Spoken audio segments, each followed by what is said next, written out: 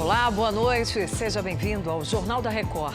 Banco Central transfere mais de 300 bilhões de reais para os cofres do governo. Senado decide que o ISS vai ser recolhido na cidade onde foi prestado o serviço. Presidente Donald Trump faz o principal discurso na convenção republicana. Agora, no Jornal da Record.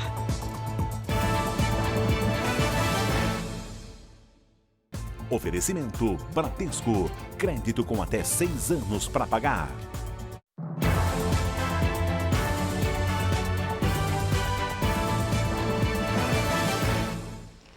O Conselho Monetário Nacional autorizou o repasse de recursos do Banco Central para o Tesouro Nacional. Vamos a Brasília com a Nathalie Machado. Boa noite, Nathalie. Quanto será transferido?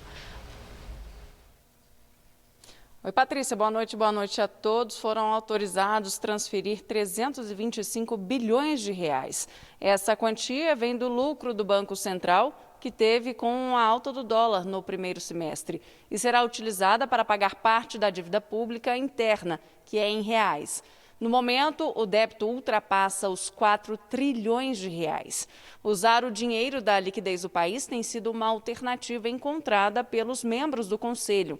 A manobra é permitida por lei federal, que trata das relações financeiras da União e do Banco Central. Patrícia. Obrigada, Nathalie, pelas suas informações. A capital paulista e a Faculdade de Medicina da USP fizeram uma parceria para preparar a rede pública de saúde para o período pós-pandemia. E quem explica para a gente é a Giovana Rizardo. Oi, Giovana, boa noite.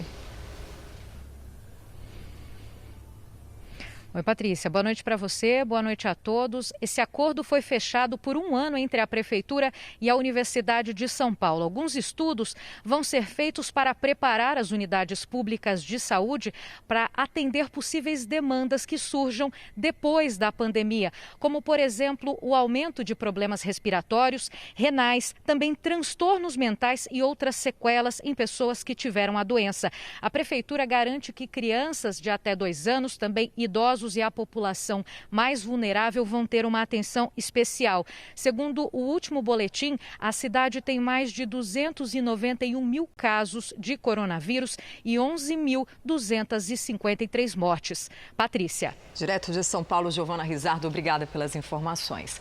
E de acordo com os dados do Ministério da Saúde, o Brasil tem hoje 3.761.391 casos de coronavírus, com 118.649 mortos.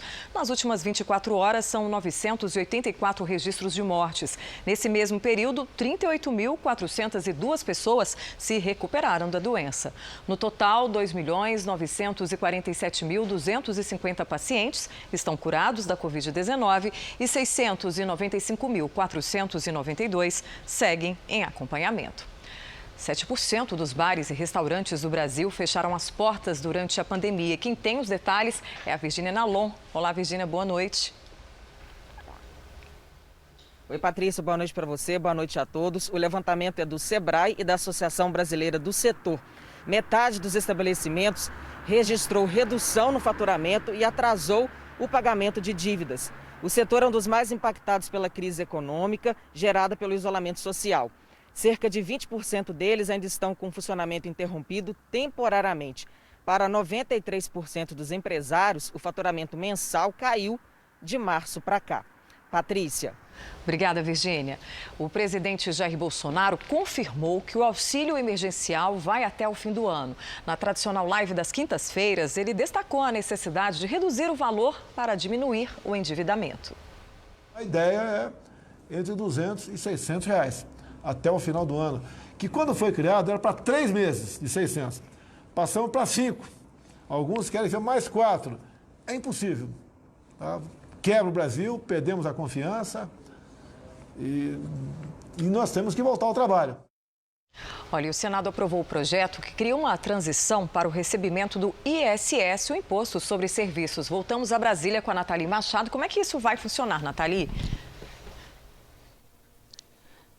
Patrícia, o texto ele transfere o recolhimento do ISS para os municípios onde moram os clientes que compram os produtos. A mudança será gradual e começa no ano que vem, com 66,5% da arrecadação ficando no local em que o serviço é prestado. e vai chegar a 100% em 2023. 8 serviços serão afetados, entre eles planos de saúde, médico-veterinários e administração de fundos. A decisão do Congresso segue o entendimento do Supremo Tribunal Federal de proporcionar segurança jurídica e reforçar o caixa dos municípios. O texto agora segue para a sanção presidencial. Patrícia. Obrigada, Nathalie. E a quinta-feira foi de muita oscilação no mercado financeiro. No final do dia, o dólar fechou em queda de 0,6%, vendido a R$ 5,57. Já a Bolsa de Valores de São Paulo fechou estável, acima dos 100 mil pontos. A nota de R$ 200 vai ser lançada na quarta-feira. Nesta quinta, o Banco Central apresentou aí as explicações pedidas pela ministra do STF, Carmen Lúcia, para a emissão das notas. Segundo o banco, o principal motivo é a demanda por dinheiro nos saques do auxílio emergencial.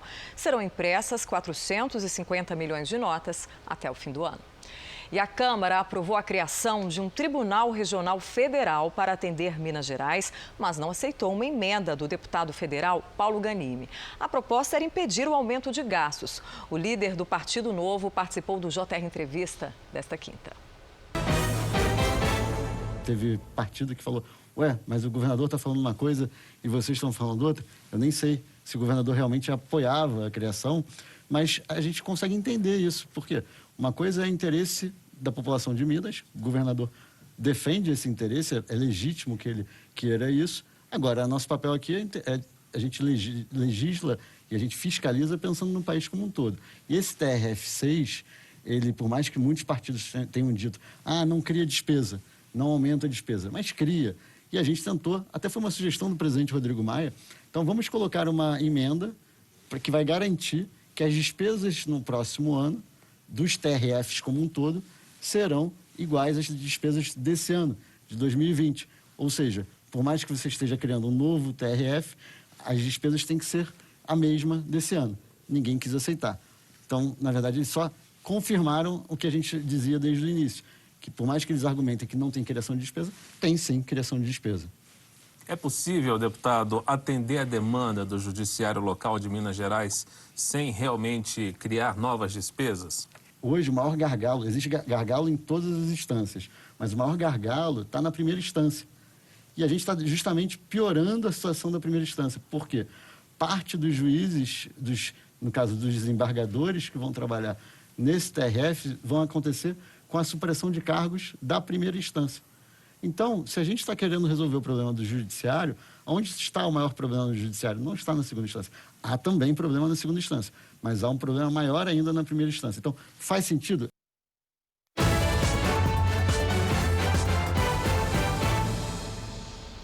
O presidente Donald Trump encerrou há pouco a quarta e última noite da convenção republicana com um discurso direto da Casa Branca. Ao vivo dos Estados Unidos, a correspondente Evelyn Bastos tem mais informações. Olá, Evelyn, boa noite. Oi, Patrícia, muito boa noite para você, boa noite a todos. Olha, esse foi o discurso mais importante do presidente até agora durante essa campanha à reeleição. Diante de uma grande plateia, Donald Trump destacou o crescimento econômico que gerou milhões de empregos. O atual presidente falou que unidos, os americanos vencerão o vírus e prometeu uma vacina ainda para este ano. Trump também comemorou a mudança da embaixada de Israel para Jerusalém.